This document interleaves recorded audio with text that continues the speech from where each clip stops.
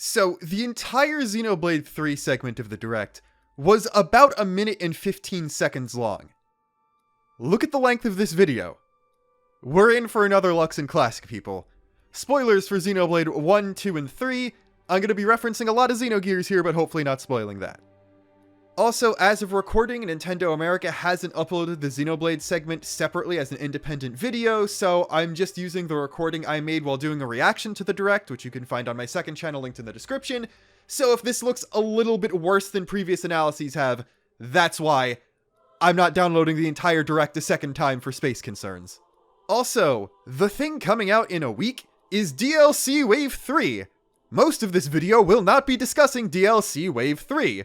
Because it's the 30 seconds of story DLC teaser that you're all here for, so I don't really think anyone's going to complain about me skipping over Masha and some of the other stuff. I'm going to still talk about it, just not nearly as in-depth as the rest. Starting with the new hero, Wave 3 will give us access to Masha, a self-described lapidarist extraordinaire. The Japanese name of her class is Jewelmeister, so either lapidarist is just the localized name for it, or that's her title, so she'd be Lapidarist Masha, who gives you the Jewelmeister class. Japanese tweets and press releases confirm that Jewelmeister is going to be a Kavesi healer class, and also heavily imply that Masha is a resident of the city. Hopefully, these two together mean that she's a representative of one of the two Kavesi great houses that we didn't really get to interact with during the main story, those being Doyle and Ortiz. I would prefer Ortiz since we do know at least some vague things about Doyle. However, she does basically have Mio's hair color, suggesting she could in fact be a distant descendant of her and Noah, which would make Doyle a much bigger possibility. Her design is also virtually identical to the leaked version of her hero art that was found in the last patch's data mine, which is unfortunate because while I do like the bits of her English voice that could be heard in this trailer, unlike with Ino, I don't really like the design. It's too out there even by Xenoblade standards. It would be an acceptable design in 2, but 3's designs don't really fit alongside that, especially if she is from the city. I could honestly buy this from a colony commander more than a city resident. The Japanese stuff also says that Masha heals people around her when she crits, which, okay, that sounds a lot like Xenoblade 2 Fiora, which means she's probably going to be a secret master DPS. So, look forward to that, gang. Like Ino, Masha comes with another special gimmick, and this one seems like it's going to be more useful in the long term since Ino's was only for strengthening her.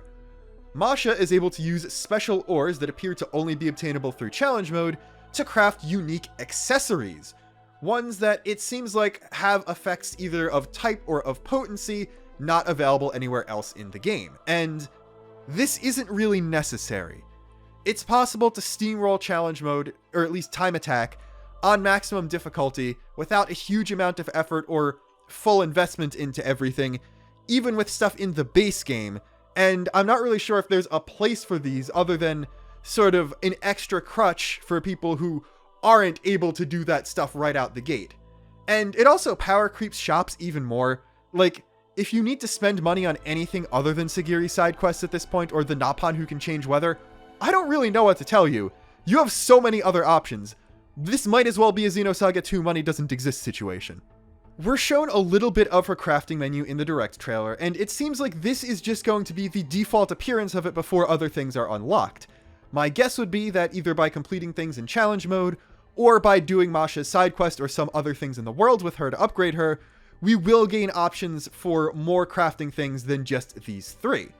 As it stands, there are 3 options: Enigmatter Bangle, Ring, and Collar, and we can see that Bangle requires 3 Enigmatter to craft, so it's likely that there will be other crafting ingredients, and either using them or combinations of them in Enigmatter will gain access to better items. It also shows that her crafting gives somewhat randomized effects, so we're getting some Xenoblade 2 Gacha spirit back in here, and my guess would be the 3 Enigmatter items are tailored to a different role, as we can see that Bangle gives abilities tailored toward defenders.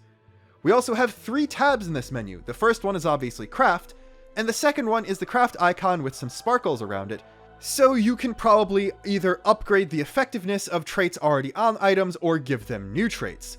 The third tab appears to be a recycling symbol, so you can probably break down items into some of the materials you use to craft them. I also just noticed there's a monetary cost in gold for making these things. I was joking, but money might actually have a purpose now. This is another revelation. There's a new UI element in this menu in the upper right hand corner next to the money that is an X out of 300 number. So it looks like you can only have 300 either Masha crafted accessories or accessories in general in your inventory. You're likely to never run up against that limit, but I guess it's worth knowing. We also do get to see the Enigmatter Bangle 1 be crafted, and the resultant accessory is not called that. It's actually Pro Bangle Chalk 1, so there are probably several different item names that can be gained from each actual crafting option name, none of which are that actual crafting name, if that makes sense. This accessory boosts agility by 27%, which is something you can definitely access on accessories that are already in the game, but there are also 4 things that look like trait slots underneath it, all with question mark, question mark, question mark. Numbers 1, 3, and 4 all have person icons, and number 2 has what looks like either a reticle or a hit marker icon. So either by using this item, or more likely using the second menu to augment it further, you'll be able to unlock those traits, which I'm guessing are randomized when the item's created, in order to make something that is actually more useful than something you could just get in the base game. For the record, the legacy of the 7 item that boosts agility is 40%, and you can also get max quality titanium protectors, which are 32% agility, so those 4 additional things have better be useful, or it'll still just be completely outclassed even by base game items.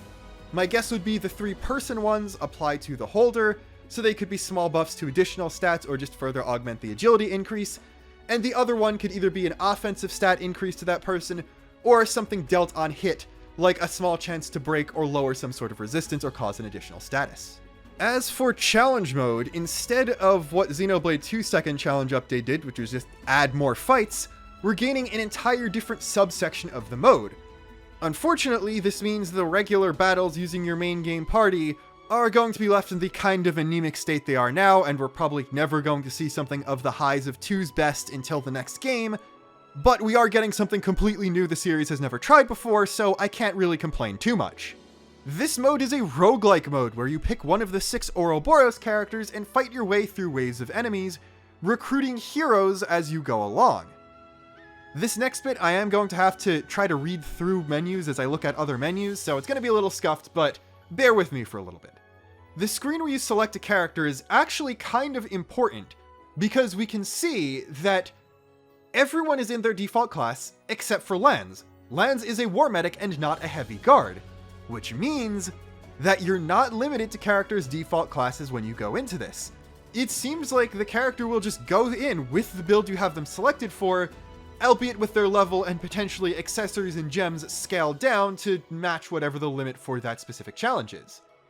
As for that challenge, this isn't a pure roguelike thing. As we can see right behind Noah and Mio, it does look like there are at least 3 options in the menu with the potential to unlock even more.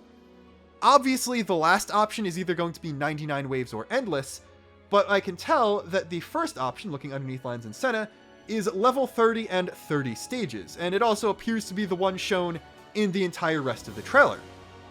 On the bottom left, we can also see a text box from the Arc Sage that says heroes that friends ally with in World Outside can then recruit in Shop during run, cross finish line together. This means, sensibly of course, that you can only access heroes that you've already recruited in the main game, obviously for spoiler reasons and just for balancing purposes as well, because I'm guessing if you go into the level 30 challenge as soon as you hit level 30, or maybe you have to pass some story flag to unlock it, probably beating a level 30 boss in the main game, you're not instantly going to gain access to Fiona and trivialize everything. I will have access to Fiona and trivialize everything because I'm going to be going in with my completed game save because I beat the game months ago, so this experience is probably going to be very, very different if you're going through in the middle of a playthrough as opposed to going back in on a cleared save. Obviously, the later difficulties, the ones that cap you at 99 or the ones that give you harder enemies and expect access to everything, are still going to be hard, but I expect most people on cleared saves to be able to pretty easily steamroll at least the level 30 version. The cursor's highlighting Mio when they cut to another scene, but they're playing as Senna, so I guess after that they did move over to Senna and choose her. The first wave of the level 30 gauntlet appears to just be a couple Volfs, then it cuts ahead to wave 2, which is a few Caterpiles, and Gondor has already joined the party, so it seems like you gain access to the shop in between every wave and get to make one purchase. We also see that the Xenoblade 2 version of the cubes that give you points are back, you just don't have to pick them up this time, and you can get them by beating individual enemies like you could there, and you can also tell that there are other ways to get them, as you could see elsewhere in the trailer. We can also see that Senna has her usual ogre arts on the right side, just underneath the Archsage's Gauntlet banner, and her master arts are Flashback, Cross Impact, and Soaring Tempest. Ordinarily, this would suggest that the story flag to unlock this mode is after you gain access to Lone Exile. However, the hero in the party is also Gondor, who's unlocked way after you can first get Ashera, so this doesn't really tell us anything. What does tell us something new is the fact that the interlink button has been replaced with a launch all thing called Launch Charge. It seems like you're basically getting secondary talent arts to replace interlinking since you only have one Ouroboros character on the field at a time. It looks like there are 3 charge icons next to it, so most likely you can store up to 3 charges of it, which allows even more versatility, and I'm assuming that you're going to get either a launch all or a daze all, maybe something else like some sort of shackle all, bind all, or poison all or something in addition. Probably just something either defensive like an invuln or a big self-heal, or something to apply some sort of status or reaction to every enemy, and those can synergize better or worse depending on what heroes you have access to, and you can probably either upgrade, buy, or refill them at waypoints in between different waves. On the upper right hand corner, we can also see 3 tickets, which are probably just retries, so you get 3 lives basically. And then a bar that's going down that has the Archsage on it, which I'm assuming is some sort of timer, and by completing waves or doing certain objectives or spending money in the shop, or cubes in the shop, or whatever they are, you can refill that, and that reaching 0 is another loss condition. It then goes back in time to show the shop, and we can see that your first 2 heroes are actually free, and then the last 4 go up in increments of 2,500 cubes. So, since just finishing stage 1 gave 3,500, there must be a way to spend a lot on other things later on in the challenge. We can see that you're given options to choose between 3 heroes, and that you'll get little blurbs basically describing their playstyle, as well as showing which combo reactions they can use and which debuffs they can use. Interestingly, next to their portraits, it shows their role and their faction affiliation, not the type of art they use. Because while it does have the Agnian symbol for Teach, it has the city symbol for Gondor and Grey, and this actually makes sense later because we'll see that you can buy emblems that provide different buffs, and those depend more on faction as opposed to art type, which makes sense because the only person using fusion arts is the Oroboros character, and we never see the tactics button get pressed, so unfortunately, we can't even tell if you're able to control the heroes or not. Other menu options are X to check your emblems held. It seems like you're not going to get any at stage 1, but eventually you'll be able to check which buffs you have so you can better pick another hero. ZR is pricing, which I'm guessing just pops up the menu with the pricing that we see on the right, or it could indicate the cost for other things. Maybe you can upgrade a hero from rank 10 to rank 20 or something. Y is shuffle, which I'm assuming will cost something and allow you to swap up your changes. And then B is just exit, which I'm guessing will just send you straight into the next wave. I'm also guessing no hero runs are going to become very popular in this mode once people start getting really good at it. We can also see the emblem purchase screen, which comes after wave 3, and we can also see the player only has Gondor, so it looks like whatever you can get after wave 2 is not another hero. And the same options are present, with the Archsage also saying that they can obtain a freebie, so it looks like your first emblem is also going to be free. The only blurb we can see highlighted is the one for Kavesi Prosperity, which it seems like kind of a bad move for this person to be picking right now, because they only have an Agian and a City Slicker. But regardless, it's a 3-star rarity, which says, when team includes 4 or more Kavesi, boost score gained in battle, effect increases per Kavesi. And it looks like the amount per member is 20%. So as soon as this kicks in, you'll already have 80% boost. With this specific party, they're never going to be able to go past 100%, but that's still a straight up doubling, so can't really complain about that. The other two emblems, the one on the left has a fire icon with a clock, and then a fire icon in the upper right hand corner of the metal part with an up and down arrow on the ribbon. I have no idea what that means. My only guess is it increases the amount of time an enemy stays not awakened after you burst them, if you can manage to get a group of heroes who can actually pull off a burst. And then the one on the right side is just a bunch of break time stuff, which I'm pretty sure that just increases break duration. That's a much more normal thing for a Xenoblade game to do.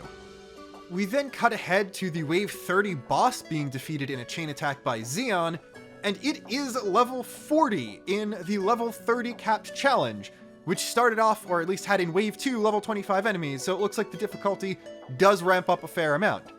Obviously, beating a level 40 boss at level 30 in any Xenoblade game is a completely doable thing, but this gives hope that it will be an interesting thing to do. It looks like this might be a different run though, as Senna's both right side and master arts are different, though we haven't seen all of the things you can do in between waves, and it might be possible at certain milestones to either buy the ability to, or just outright be able to change your main character's loadout. We can also see more heroes present here, and unfortunately it is very blurry, but I'll do the best I can to determine everything there. I'm going to start with the two defender circles since they are kind of the easiest, and the fact that you can very slightly see people's weapons before they get dismissed helps a lot, because with a combination of that, the animations, and everyone's hair color, we can see that the one on the left is Xeon, which obviously we knew was going to be there, and after some zooming in and going frame by frame, the one on the right appears to be Ashira and not Monica. The character who runs into Xeon's defense circle after the boss dies is actually Nia, as you can see her dismiss the two floating Aegis swords right at the beginning of the clip. So that was actually some really clever cutting around a spoiler. I don't consider this them actually showing a spoiler in a trailer, since you have to be looking for it in order to find it. To the slight lower left of Senna is Miyabi, you can see her fans very clearly in a few frames, and to the slight upper right of Senna, standing inside Ashira's defense circle, is Juniper. This may cement this being a straight up different run than the one before that had Gondor in it. However, we don't know what happens when heroes die. It might be that if one dies, it's permadeath, they stay dead and you have to either buy another one or pay something to revive them, or maybe if a hero dies, you can get them back in the shop on a later round. It's possible that Gondor was lost at some point and just wasn't present for this wave, which would make a whole lot of sense because there are only 5 heroes in this shot. Obviously, the 6th could be behind some UI element or off screen, but as far as we can tell, we only got the 5 here, so it might be possible to lose heroes out of your roster. We can also see that the Archsage timer is down to about a quarter full and all 3 tickets are missing, so it looks like this was a difficult run to get to this point, but the boss stage was still clear, and the player's overall rank was still S. That being said, when it says new record, the only metric it displays to grade the player is what stage they reached, so it's possible that that's the only thing that determines whether or not you get a good rank on it, and the amount of trouble you went through, the amount of mistakes you made, and the amount of heroes you had die doesn't actually determine anything. It also seems like it encourages replayability by making you go into these with each different Oroboros character. Because the player cleared on Senna, and their reward for first rank B or better is a costume specifically for Senna. This makes sense, you can get things specific to each Oroboros, since you can only choose one to go in, and this will make things a little interesting. Obviously, you can just grind up each class to max on each character and go in with the exact same loadout on every single one, but I feel like most players who don't have the time to do all of that are going to have to actually make meaningful decisions and build their hero rosters and emblems around what that character specifically has actually unlocked at the time. Crucially, the name of the outfit you get is Senna Throwback A. We will see all of the Throwback A's for all 6 Oroboros characters, but because this is Throwback A, this means that at the very least there's going to be a Throwback B. These B's could easily be recolors of A, but there's also very good potential for additional costumes that are based on other things.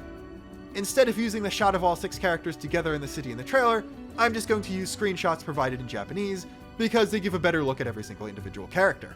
While scrolling down the Japanese press release, I found a few more things that I didn't mention before. The first are a couple screenshots of Masha in a chain attack, The first one shows off her weapons really well, and it seems like they're more on the healing end of chakram, so something that is a bit closer to Xenoblade 2 Nia as opposed to what Mio ended up being. According to Machine Translation, the Japanese name of her chain order finisher is called Radiant Chai, so that probably is a bad translation. But the name of her chain order itself is Radiant Chaser, and the completion bonus is increases critical hit rate for the rest of the chain attack by 25%, so I don't know if that's a duplicate of anyone else or anything, but it's a useful thing, and hey, it's crit on a healer, so sure.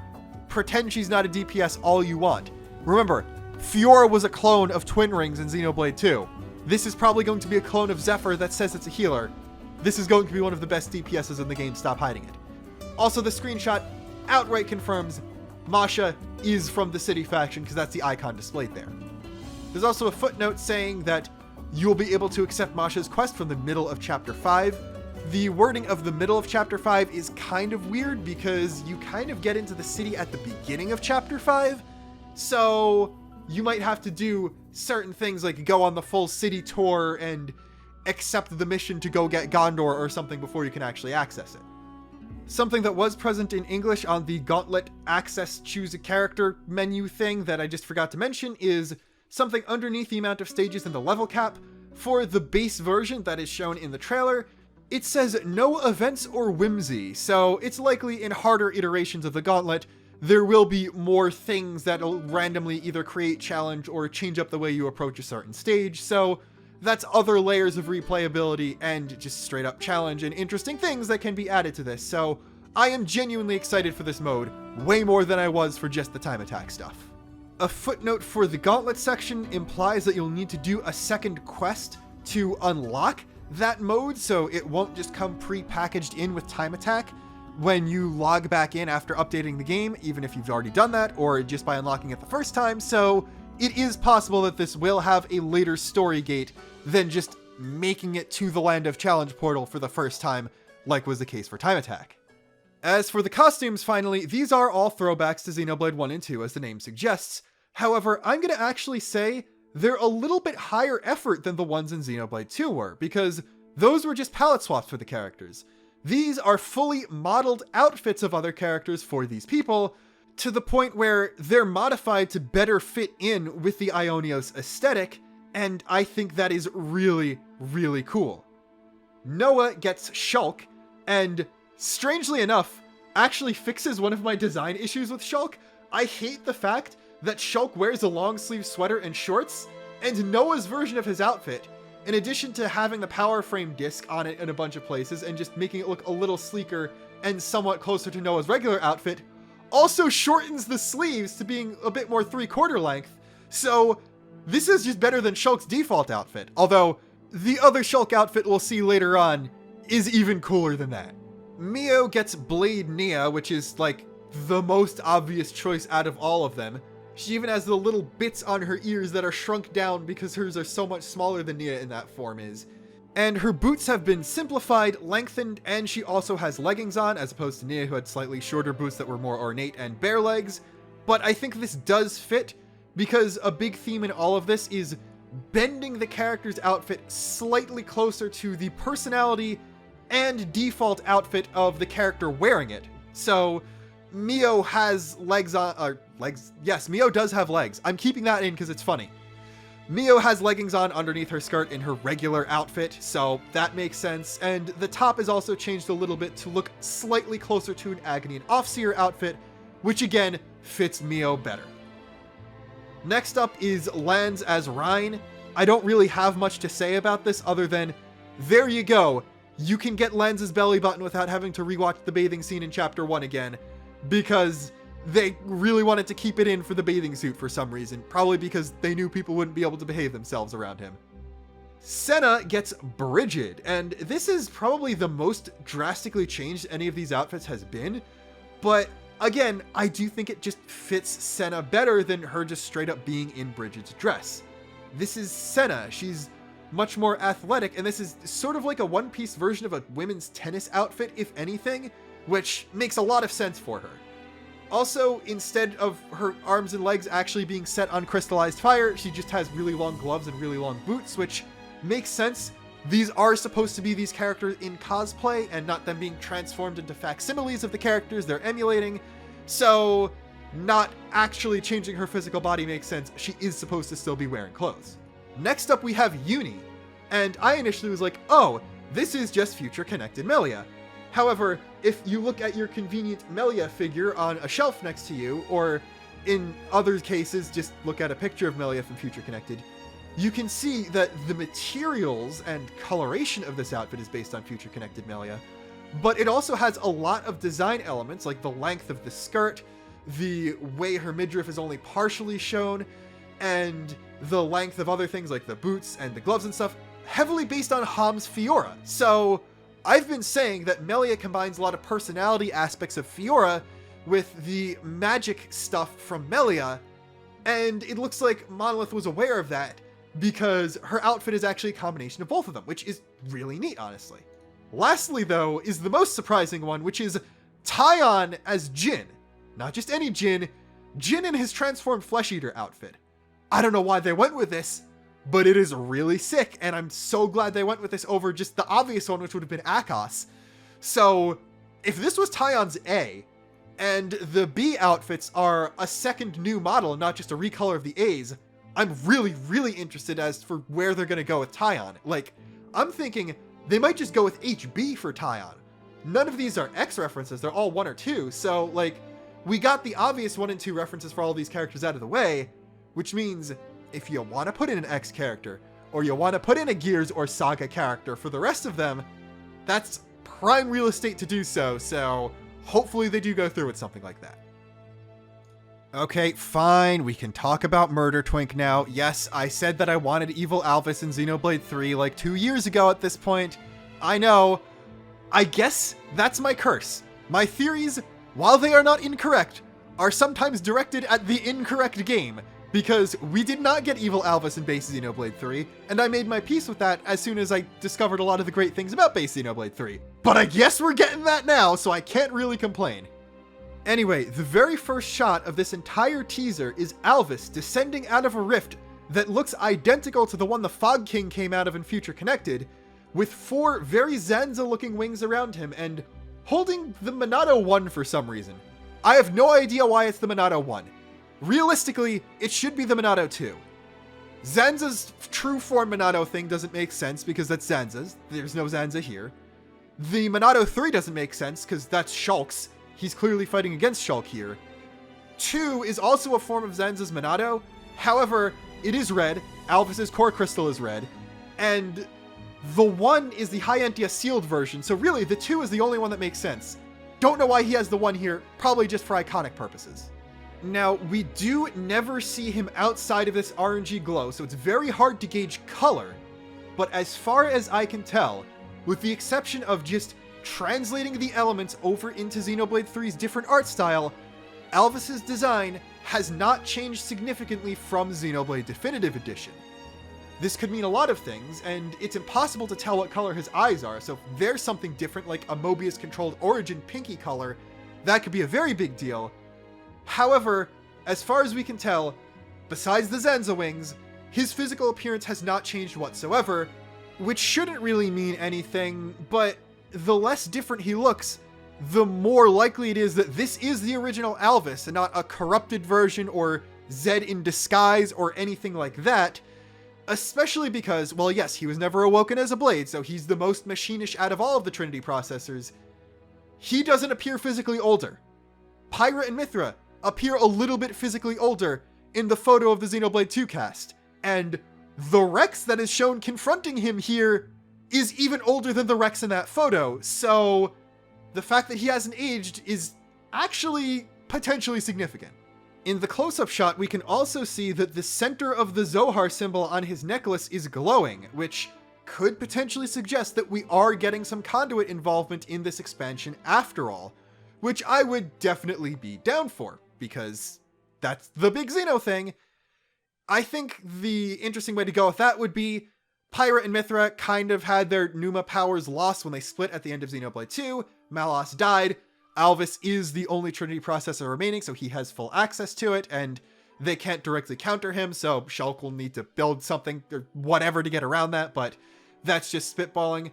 We're not really sure what role Alvis will play in this whatsoever, and Alvis just kind of left to go somewhere, and it's implied in the Xenoblade 1 art book that something made him leave, so he might be coming back warning people about that something, he might have gotten taken over by that something, or whatever, but he has a glowing Zohar symbol, which is the only Zohar symbol we see in this trailer, because it seems like Rex is using Ionios blade versions of Pyra and Mithra's weapons and not the original swords, because they don't have that symbol on them, which suggests that there's something important about the fact that emphasis is being drawn to Alvis' Zohar thing, and it's not just going to be an Easter egg confirming he's Ontos like it was in Definitive Edition.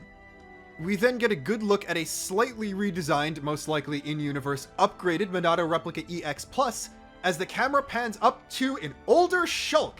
He's got Noah's eye bags, he's going through it too in this expansion, because Alvis has come back and bad things are happening with that.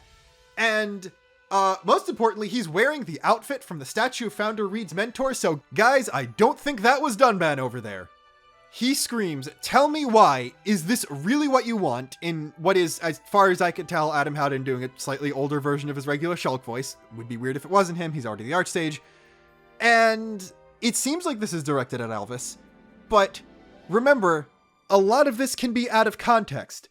"I refuse to believe you're him" was a line shown over the two parties fighting each other in Chapter 1, when it was in reference to Yorin unmasking himself.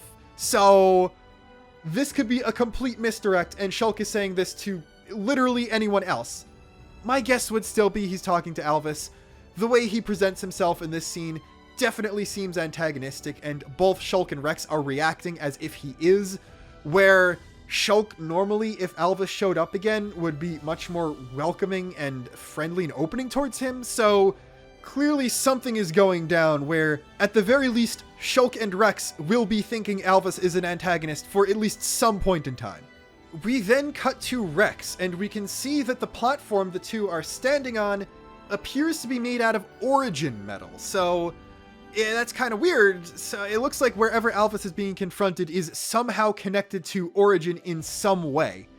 This doesn't preclude it being a sequel, but really, I do think it's going to be a prequel. It looks like this is going to be Founders plus this Alvis thing, so we're going to get the Founders stuff, but then we're also going to get Alvis showing up most likely as Mobius A for some other additional series lore and foreshadowing.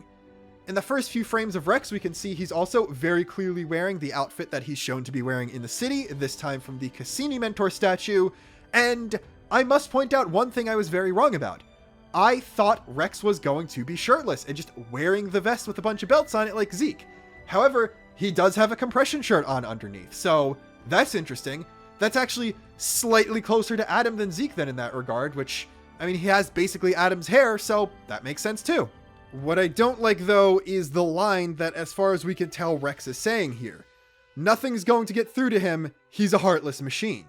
Believe it or not, it's not the line itself. Yeah, this is Rex, the guy who's married to two Trinity processors, saying that. However, he must know at this point, probably from talking to Shulk, that there is a difference between how Alvis operates and how Pyra, Mithra, Numa, and Melos did, and that is, the other ones were awoken as blades. They were imprinted on by a driver, and became living people like every other blade is, while Alvis seems to maintain his original AI personality because he was never given that opportunity. Plus, this Alvis doesn't speak, we don't really see him actually say or do anything, so the Alvis personality might have been scrubbed from him at some point, probably by a Mobius-type influence or some corrupting force from outside the universe. So, Rex calling Alvis a soulless machine is okay. It's very possible that Alvis was technically killed off-screen, and the thing we see there is a husk of whatever's left, using the power of the Ontos core to wreak havoc on Ionios. That's an interesting plot point. I just want evil Alvis to be Ontos' power being used for ill. I don't necessarily need it to be the character of Alvis turning evil. It could easily be something like that, and I'm okay with that. The thing I dislike is the fact that Al Weaver appears to not be voicing Rex. Every other returning character appears to be keeping their VA, unless we hear Alvis talk in a later trailer and he sounds different. I don't think they really needed to change things up here for Rex. Like, yeah, people complained about Rex's voice acting, but that was all direction stuff. That wasn't anything bad about Al Weaver as an actor. One of the other complaints about his casting as Rex was also that his voice was too deep for a 15-year-old Rex. And here we have a 30-year-old Rex voiced by someone different. They could have literally just had him use a very similar or just slightly gruffer version of the same voice, and it arguably would have fit this version of the character better than the last version. I don't like how, despite obviously Haddon being a good performer with a big range, they're keeping the same voice for an older Shulk, but not for an older Rex, when, as far as I can tell, Rex's actor also had the range capable of pulling this off. If you don't like Rex saying that as a character thing, there is a small possibility it isn't him and it is the third guy we see later in the trailer. However, as far as I can tell, the first line, which is obviously Shulk, the second line, and that third line are all said by different people, and if the third line is said by the same person who said the second line, it has to be the third guy, not Rex, because it wouldn't make sense for Rex to say the third one. But again, as far as I can tell, that is Rex's new voice. I don't like the fact that it's a different person, unfortunately. Again, the line itself could be out of context. He could not be saying it to Shulk in response to that line of Shulk, and Shulk could not be saying his line towards Alvis. He could be talking about something that is legitimately a soulless machine, like, I don't know, maybe Mobius somehow uses the Cradle's ability to print life forms to, like, make puppet versions of other people. So, oh yes, it is okay to just completely eviscerate this thing that sort of looks like Uni or whatever, because this isn't an incarnation of the actual Uni. This is just her DNA with some Mobius essence plopped into it and not a living being or something like that. Also, when we see the two of them from the back, we can see that Shulk's cape actually doesn't have a hood on it, so Shulk is going back to not having a hoodie, and we can see that neither of Rex's swords has the Zohar symbol on it, and it has what looks more like an ether furnace symbol where that would be. So again, these are probably Iris Blade weapons, suggesting that this does take place in Ionios and not outside of it. So Founders era stuff, I'm telling you. And beyond that change, it does look like both swords were slightly altered in design like the Rex Plus was. It basically looks like what Rex has left of Mithra's sword after Jin cuts it up in Chapter 6 is identical on the two swords now, so the part where the core crystal would be, the handle itself and the pommel are all the same, and there's no curved guard on Pyra's, so these are probably facsimiles generated from data of the original weapons and not the original weapons supplied by Pyra and Mithra. It is my guess that at least within Ionios, blades do not work the same way they do. There's no driver in blades. They have been equalized, and because of the iris, everyone can spawn a weapon of their own. Rex just chose to make the weapons he's been fighting with the ones he can summon that way.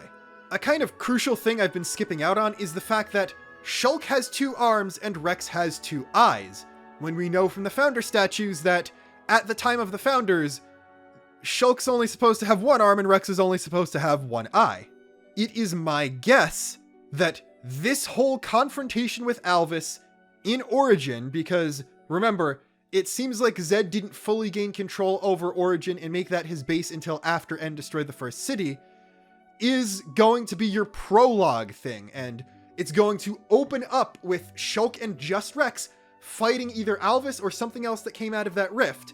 This will do the start of the whole setup bit, because I'm guessing this is going to be the Founder's story and the foreshadowing story. It could also be the Founder's story plus epilogue content, but I do think it's going to be the former, because we do see someone who's definitely Founder Van Damme later on. And I'm guessing that it's going to open up with Shulk and Rex confronting Alvis here, losing, getting those injuries, and then when they show up later on as part of the Founder's story, they'll have those injuries, which is how they'll be commemorated in the history of the city later on in the future. I'd also like to point out that of the 6 Founders, which remember, Shulk and Rex do not count towards, we only see 1 in this trailer. So it is possible that their story is going to be downplayed a bit, and it's mainly going to focus on Van Damme, Shulk, and Rex as representatives of the protagonists of each game, because remember, the only Noah at this time period is N, and that's a big deal. But I also think it's because a lot of the other founders are going to be very asset reusing. Like, Founder Reed could very easily just be Shania with a different outfit, like how Hugo was a different Nile outfit in Torna. And they could just use generic city NPCs or modified versions of generic NPCs or heroes for some of the other characters. Like, we know Doyle's supposed to look a lot like Mio. They could combine assets from her and Nia in both 3 and 2, as well as generic Gormati NPCs for that. Ortiz is just some Homs kid, maybe also a Machina. He could very easily be Valdi or something like that, and they can just change the statue in the main game later on. And I'm not even fully convinced that Rhodes is not a different incarnation of Miyabi with a different hairstyle, so that could also very easily be a reused asset. So for the purposes of hype, I understand why, for this 30-second bit, they're only showing the previous protagonists with their new designs, and the most intriguing character who's also a Xenogears reference. We get a big environmental shot, but I'm going to talk about the story thing first, because that's kind of a bigger deal. However, there are 2 things in this little flyover that I do want to bring up. The first is, you got the bridge over Ragwell Lake, and in the exact same spot where Juju crashed his buggy into the barrier that was in the way, there's something on the bridge again. So maybe we are going to get the older Juju I wanted in Future Connected, but maybe someone is just going to crash a leftness there as part of the bit. Also, in the background, it does look like Rotbart has returned, and now we see our new character, and by new character, I mean Fei Fong Wong. People are saying this is older Noah. This is not older Noah. Everything about this character is pretty much exactly how the founder of House Van Damme is described on his statue. That is who this is. When this guy is shown, we hear another voice line that says either, like killing Granddad wasn't enough for you, or that killing Granddad wasn't enough for you, and this is clearly just the second half of a longer line that was chopped up in order to better fit the trailer or to avoid spoilers, so the grammatical incompleteness isn't really telling us anything. What is potentially saying something, though, is the fact that, well, yes, some people thought that the second line, the one we think Rex is saying, and this line were said by the same voice actor. I don't think that's the case. The intonation is similar, but I do think the accent is slightly different, and also the second line doesn't match Rex's Xenoblade 2 accent, so I do believe that these are different characters speaking. Now, the second line doesn't have to be Rex, and the third line doesn't have to be this character, who I'm just going to refer to as Van Damme because he is Founder Van Damme. However, I do believe they're different people. That being said, you can almost make a case that the grandfather dead line is actually Rex as well, because he calls Azurda Gramps. However, if the entire story takes place within Ionios, we don't know if Azurda's around, and I think it is way more likely that Founder Van Damme's grandfather has been killed. Remember, my ongoing theory is that Founders Van Damme and Doyle were not the son we see N have on screen in a flashback and a younger sister, but the descendants of that guy after he made it to the city. And then N came in a couple generations later after Zed decided to make the Mio deal with him and slaughtered the city, with few survivors, Van Damme and Doyle being the only members of their family and as such only descendants of N and M to survive. So, if this guy thinks his grandfather was killed, makes a whole lot of sense. The thing is, he appears to be in the new area when he's saying this, and the new area isn't where the original city was because we know that was in Cadencia. So if this line is actually said in that scene, then there is some sort of big confrontation with someone outside of near where the city was. What we know of the history is that N destroyed the first city, then a group of people, including Shulk, Rex, Reed, Cassini, Van Damme, and Doyle, eventually went around trying to do things and help people, discovered Rhodes and Ortiz fighting each other, freed them from the shackles of the Flame Clock. Then they all established Oroboros powers and were able to use that to somehow knock N off of his high horse, I guess sending him into hiding and helping establish the second city. So I wouldn't be surprised if N destroying the first city is some inciting incident like Malos blowing up Sia was in the opening cutscene of Torna, and this is Van Damme's first encounter with N after that occasion. I also think there's a chance that the first city getting destroyed is going to happen partway through the story, and the first inciting incident that makes Van Damme want to go after N specifically is thinking N killed his grandfather. Now, We don't know exactly how much time passed, and Zed can mess around with things and choose when to revive people as Mobius, so there's nothing really precluding it from being a few generations. So, I initially thought that Van Damme and Doyle were N's grandchildren. That is still possible. N is already Anakin Skywalker. They could also make him Darth Vader, and have Van Damme think that N killed his grandfather when he really just is his grandfather brought back as Mobius. It could also be that Van Damme and Doyle are N and M's great-grandchildren, and the initial son that we saw was a member of the Lost Numbers, the first one to get killed by N outside of the city, so Van Damme and maybe Doyle and some other people go after him for revenge, they confront him, get beaten by him, then he destroys the city, and the rest of the story is a revenge quest. In addition to the power of Oroboros not being at full potential at that point in time, I think they're going to make an additional excuse as to how N is able to completely eradicate the city so effectively. And that is, in addition to Van Damme, who's probably a member of the Oroboros already, not being around at the time because he's going out looking for revenge, but also Shulk and Rex will not be there to defend it because they're off in Origin fighting Alvis / Console A. Van Damme and whoever's with him at the time get defeated by N, and as such, he's able to go to the city unimpeded, and Shulk and Rex get defeated and maimed by Alvis at the same time, so they all come back together at the ruins, find out it's been destroyed at the same time, team up, go on an adventure, free Rhodes and Ortiz, and then eventually go fight N, and stuff like that happens. Speaking of Oroboros, in both a press release screenshot and the last few frames of the trailer, we can see Van Damme has this aura around him. But it's not just that, it's taking the shape of an Ouroboros form. And if you look at it very closely, this Ouroboros, while people initially said it was Mio's, a closer look makes it very obvious that it's not just Mio's. It's clearly also borrowing design elements from Noah's. Because again, this is founder Van Damme, this is not older Noah.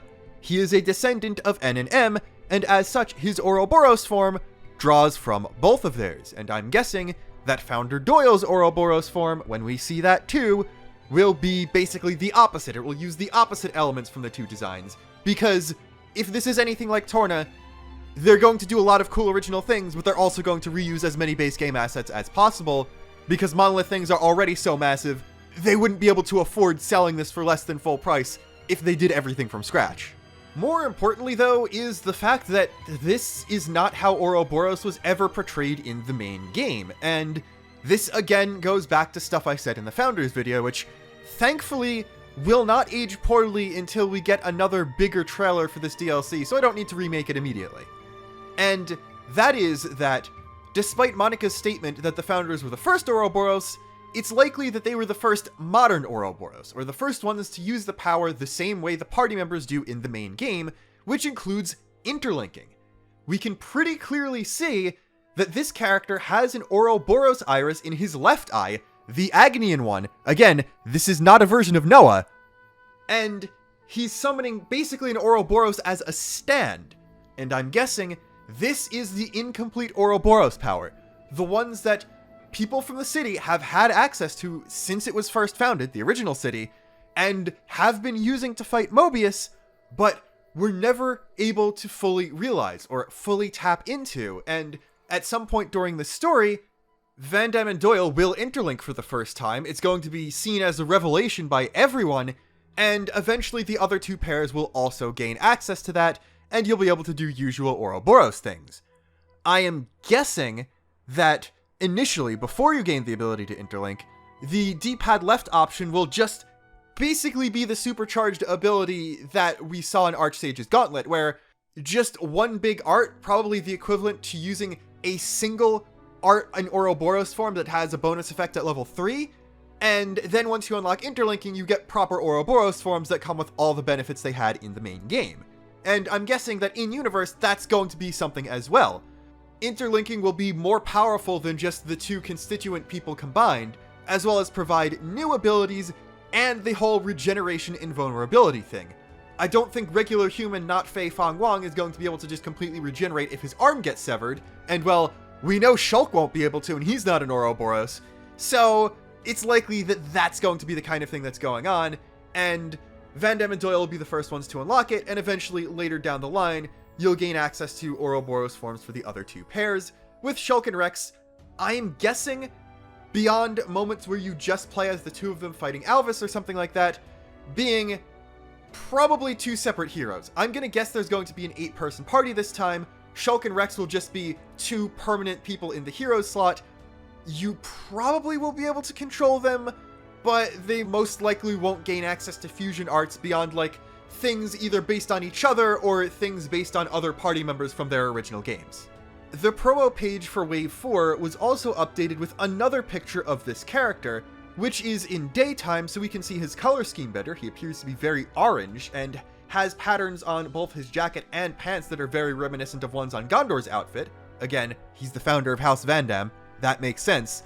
But we can also get better looks at both his hair and his weapon.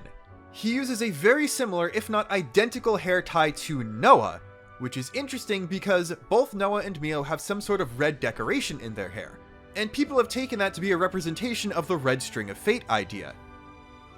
That is basically the only thing that could potentially make this guy Noah, even though he very clearly is not Noah and is Founder Van Damme. What I do think is the case is that he inherited that from the Noah he's related to. Doesn't quite make sense because we see Noah disintegrate in front of his son, so he didn't really drop a hair tie that could be passed down, but it might be inspired by stories he heard of him or something like that, as opposed to being the literal same accessory. It is also worth noting that not only does pre-Mobius M not have any red in her hair, but post-Mobius N loses it now that he has his hair down and doesn't have it in a tie at all. So, I'm not entirely sure if every instance of the characters having red in their hair actually means anything, or if the fact that just the Noah and Mio we play as both have it is supposed to mean something. I think the most that can be read into it right now is that when he chose to become Mobius, N lost his protagonist privileges in the form of the red string of fate being in his hair, which were then passed down to his descendant Founder Van Damme, who would eventually fight against him, getting him out of the city and establishing the second one, and then, eventually 1,000 years later, Noah would reincarnate again under mysterious circumstances, this time with a clean slate, having the hair tie back, and meeting up with a Mio who also has the hair tie, finally freeing the world from Zed. Now though, it's time to look at the shots we get of the new area, because I do think it's very interesting. The first thing that needs to be pointed out is, of course, the fact that this is very heavily based on the upper level of the Bionis leg, the part with Ragwell Lake that leads directly to Colony 6, and as such, is almost entirely a Xenoblade 1 area. So it would be a pretty reasonable guess to assume that there's also going to be a matching Xenoblade 2 area, heavily based on some region that we don't really get to explore in its combined form at any point in main game Ionios. My first guess would be Tantal, but I personally would love to explore a lot more decaying Uriah. Crucially for premise theorizing though is the fact that this is clearly a part of Ionios. If this was just a world combined after the end of Xenoblade 3, or just a bit of the Xenoblade 1 world before Xenoblade 3, it would be part of the big continent floating in a saltwater ocean. This is a bit of a floating island, just like the rest of Ionios, and in the background you can even see Morardaine's hand, which is near the Keves Castle region, and what I believe to be Uriah to its right. As the base game map displays Uriah to the west of Keves Castle, this new landmass appears to be on the northern edge of Ionios, and we're looking in a vaguely southward direction. The in-game Ionios map even shows an inaccessible grassy landmass to the west of Etia that I don't think you can actually even see in-game, and that would be a decent place to put this. However, I can see a little bit of snowy stuff to the right-hand side of the Bionis Leg area, so I'm guessing that this is actually in between Cadencia and Upper Etia, and basically fills in that weird spindly bit that's not actually connected on the in-game map, and is covered by a very discontinuous loading screen in the actual game. So it seems like that area is going to be there, and putting it next to Cadencia also puts it right next to where the original city was, so I do think that works, even if there are clouds that are blocking a lot of things. It does seem like we can see to the other side of the Ionios ring here, though, And not only is there no big cloud wall, there's also no origin there, so it's possible that it itself did move at some point. Or the thing that looks like just stone on the other side is just the clouds with a different texture than we're used to. To the back of this region, we can see what appears to be red foliage, somewhat similar to the Gura Flava area in base game Etia, which is where you first meet Guernica. And to the bottom left, we can see what appears to be a lower level plain area with some water in it that does somewhat resemble the Bionis Shoulder and not the Bionis Leg or Milik Meadows, so it is possible that this region does take the place of that mysterious unexplorable landmass in the Ionios map, and they're just also messing around with other areas. Keep in mind, the fact that this is a new region clearly in Ionios means that at least some of this DLC is going to be set in Ionios' past. Ionios used to be physically larger than it is in the base game, because annihilation events still occur, and they can still wipe out massive amounts of terrain. One of the major themes is that the Endless Now will literally not last forever. Eventually, even if Zed was never stopped, annihilation events would have erased all the matter in Ionios, and nothing would be able to survive, even Mobius. That's part of the theming of Xenoblade 3. I always knew that if we were going into the past, there would be significant new pieces of land that will just be destroyed by annihilation events either during this story or are implied to afterwards. So this is part of Ionios. The Shulk and Rex stuff might genuinely not be taking place at the same time as this. We might be getting Founders and Shulk and Rex, or Shulk and Rex as bookends of a Founders story, and have things not set in Ionios, but at the very least, there is going to be some Founders content, because this specific region is definitely part of Ionios, and because it's not in base game Ionios, it has to be the past of Ionios, and the shot of Founder Van Damme we see is very clearly in this area. Also, zooming all the way out in the trailer and, going to the very first frames of this new region before Alvis even completely fades away, very faintly to the left of the Morardane hand, it appears like the torso of Morardane is there too, which somewhat mirrors the concept art we saw in the art book that had a very snowy Morardane torso floating in the air, so they may be reusing that concept for the big new Xenoblade 2 based region. Also, we can see a few squarish shaped towers near the Morardane hand, and while those might be landforms, one of them could be the top bit of Keves Castle, and the others could be other bits of Kevesi architecture that will get destroyed at some point during this story. Interestingly, the trailer shot of Van Damme, while it is in part of the Bionis Leg area, it's not in one that we can clearly see in the big overview shot, as the structure behind him appears to be the gate to the tunnel that leads from Upper Bionis Leg to Colony 6 in Xenoblade 1, as seen here, and that area is up a hill and through a small passage from the end of the bridge, so I'm guessing that that specific location is either behind the hill we can see on the left side of the bridge in the zoom in, or just completely covered by the big floating giant wall thing with the circular holes in it, probably from annihilation events, on the right side of the bridge. Regardless, it's part of this new Bionis Leg area, so again, Founder Van Damme in this new bit that we know as part of Ionios indicates that we're getting some prequel elements. The Wave 4 promo image of him has a much more blurry background, so it's hard to tell where he is, but we can see a couple blades of grass near his knee, and those are not Bionis Leg colored, so either this is more of an Everblight Plainsy area, this is a new bit of a returning area like Bionis Shoulder or some of the bits of Torna that weren't present in the base game, or there could be bits of Colony 6 in this new region as well, and he happens to be standing in one of the Colony 6 wheat fields. I also forgot to mention his weapon, and he actually has two of these, as we could see one less clearly on his left arm in the trailer, and we can very clearly see his right arm. This is clearly a punching glove type weapon because we know the founder of Van Damme was a martial artist, and that's him, but it looks a lot like Noah's Lucky 7 glove, which is kind of a big deal, because this implies one very big thing here. This guy might not be the one to use it, and it might not directly show up at all in the story, but to me, this heavily implies we're going to get some Riku lore in this expansion as well. Simply put, as far as I can tell, Riku was not one of the original 7 Nappan to build the original Lucky 7.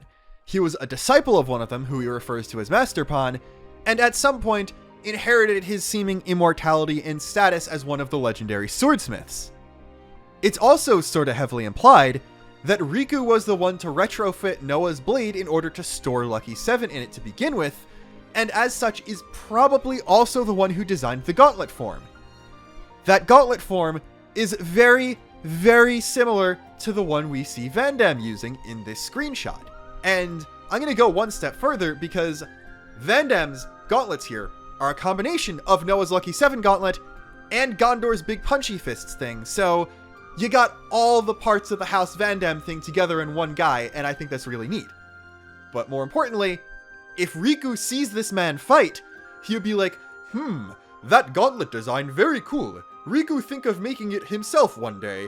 And then eventually gets that chance when he meets present-day Noah in the flashbacks that we see in-game. So, yeah, I'm thinking that one of the casualties of the first city is actually going to be Riku's Master Pawn, and there's going to be a subplot of him stepping up and becoming a legendary Nappan Smith himself. Who knows, maybe him making some sort of modification to an Oroboros stone is how people beyond Van Damme and Doyle activate interlinking.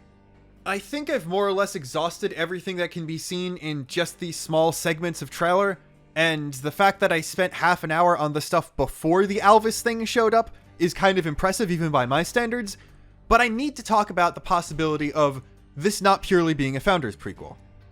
Storytelling-wise, I really like the idea that Shulk and Rex are off fighting Console A, and that's how N gets a chance to destroy the city in the first place, but it's also possible because we only see Shulk and Rex in this weird dimension with Origin Metal on the floor where Alvis is, and we only see Van Damme in the new Ionios area, that there's going to be Founder stuff and separate Shulk and Rex stuff.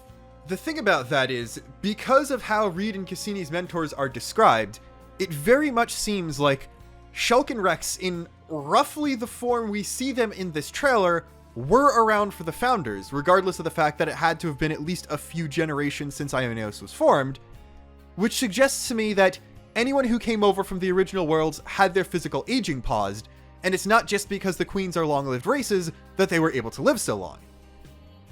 That being said, if Shulk and Rex came into Ionios looking the way they do in the trailer, that means that before Origin activated, they looked about the same, and after Ionios ended, they would also look the same.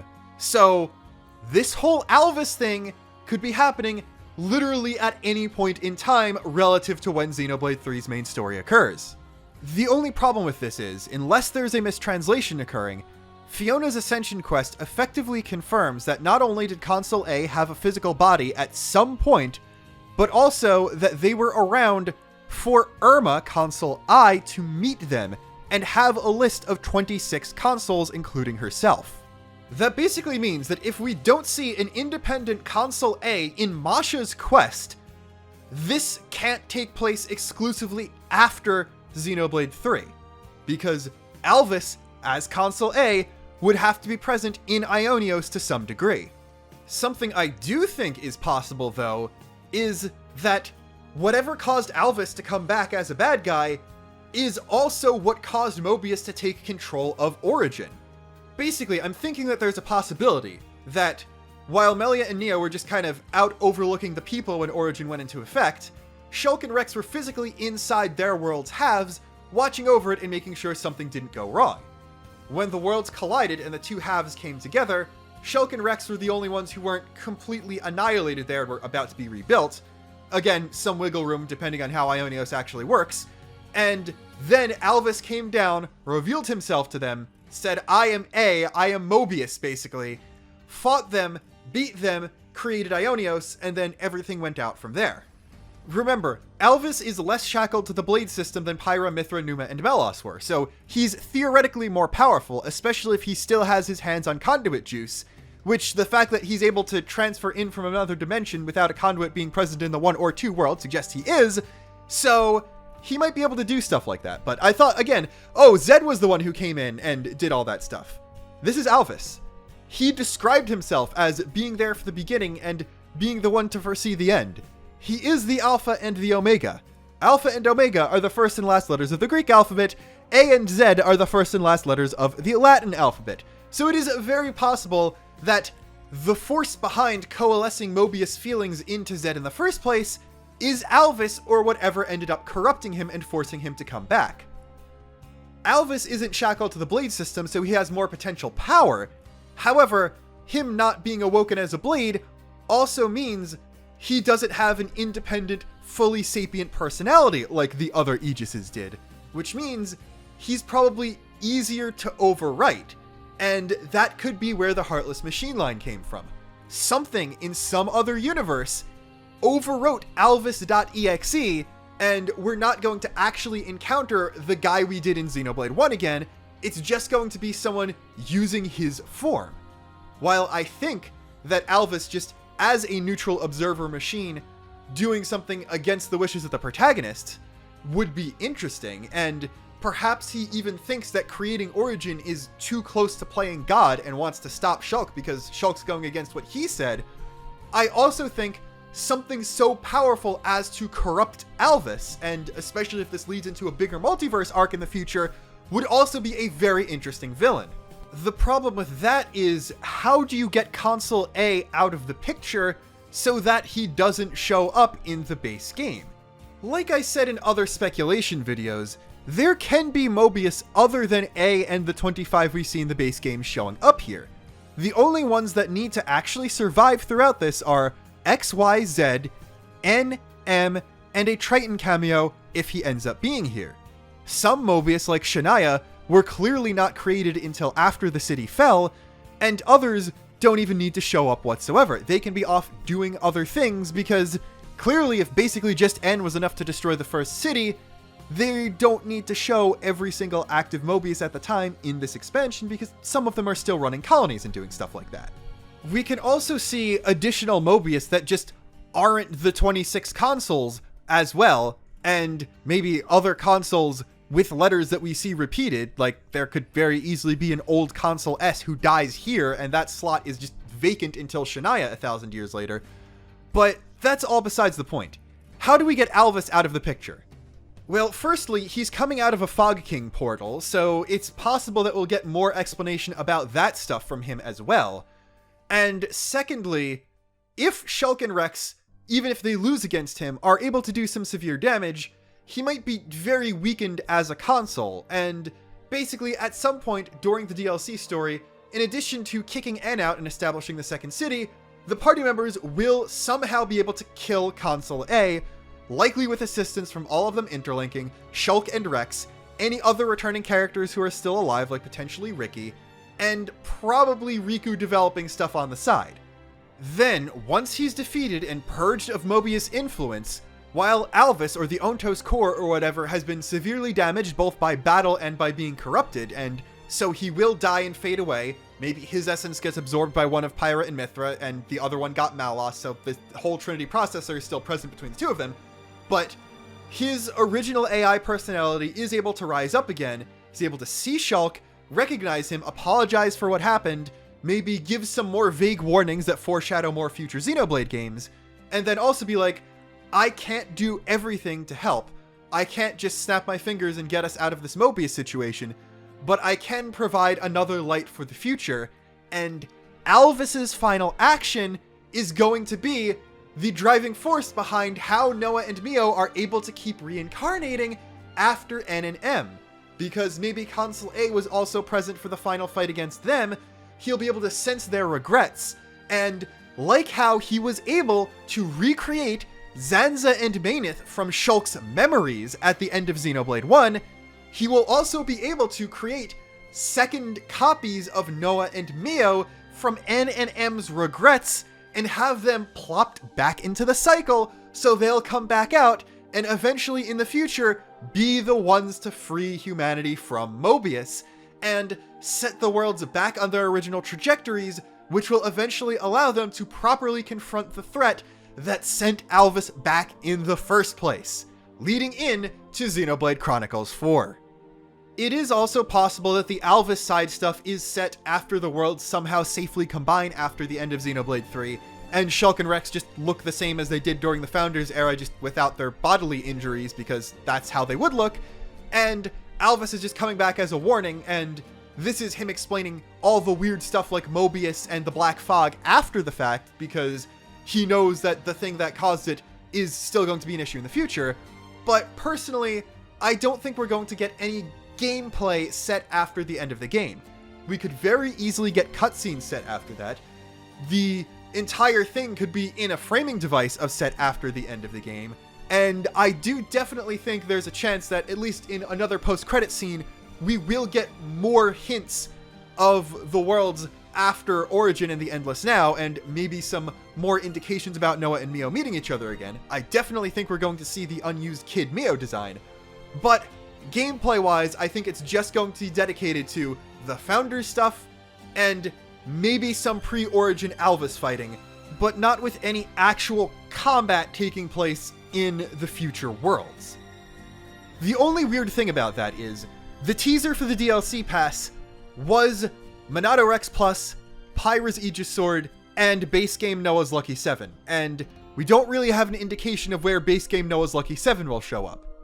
However, we also know that the Monado Rex Plus Shulk uses, and Pyra's Aegis Sword Rex uses, are already subtly different designs than the ones on that image, so it's possible that the Noah Lucky 7 is also going to look different, either by Founder Van Damme combining Lucky 7 with his gauntlets, or just Founder Van Damme's gauntlets representing all of that and someone else using Lucky 7, or something else entirely, like N's Mobius version of the sword, which also has a Lucky 7 in it, being the actual representative of that.